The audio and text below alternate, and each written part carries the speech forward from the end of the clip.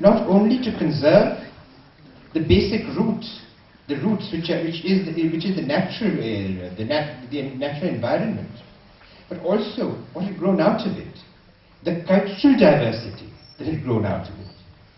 It is at her time that we saw the foundation of the Indian National Trust for the Art and Cultural Heritage. That also is something that I worked on, bringing about. And she saw to it that that organization was independent of the government. A grant was made, but it was a one-time grant. So the government could not dictate to the INTAC. INTAC was to be an independent organization, working on its own, which it has remained. Working on its own for the conservation of India's art and cultural heritage. All this taken together, what does it mean? It means that government has a certain role, but the people have a more important role. The people in all their variety, and a people who lives in harmony with nature. So we have had the evolution of our democracy. We have had the growth of an increasing reliance on our diversity to enrich us. And of course, now, what I regard as a flowering of that democratic process, the right to information, on which, of course, if you have any questions, I'd be happy to respond.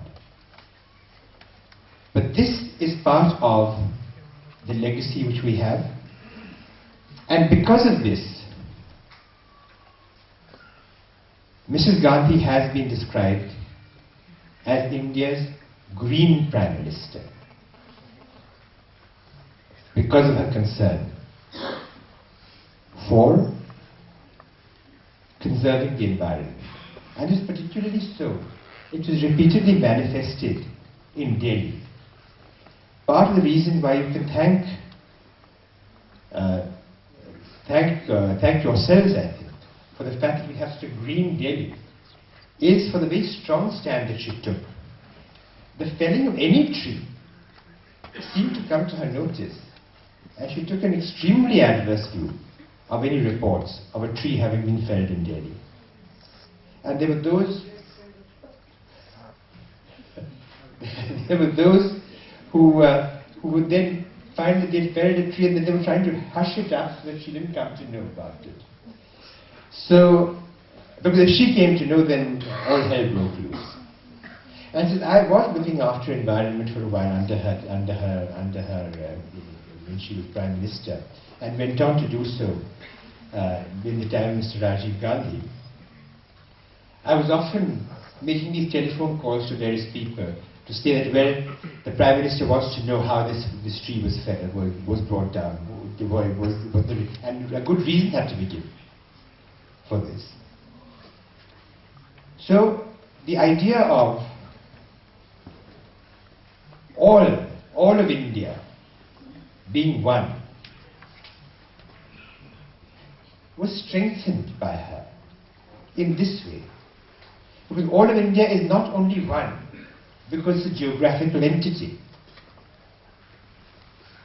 It is all one because people share a rich cultural heritage, but these people also share a very rich heritage of nature, which our people, our civilization, our culture teaches us to respect.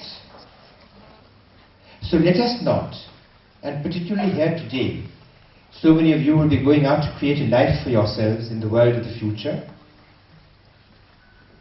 When you go out, you must remain aware of what makes India great, what makes her unique.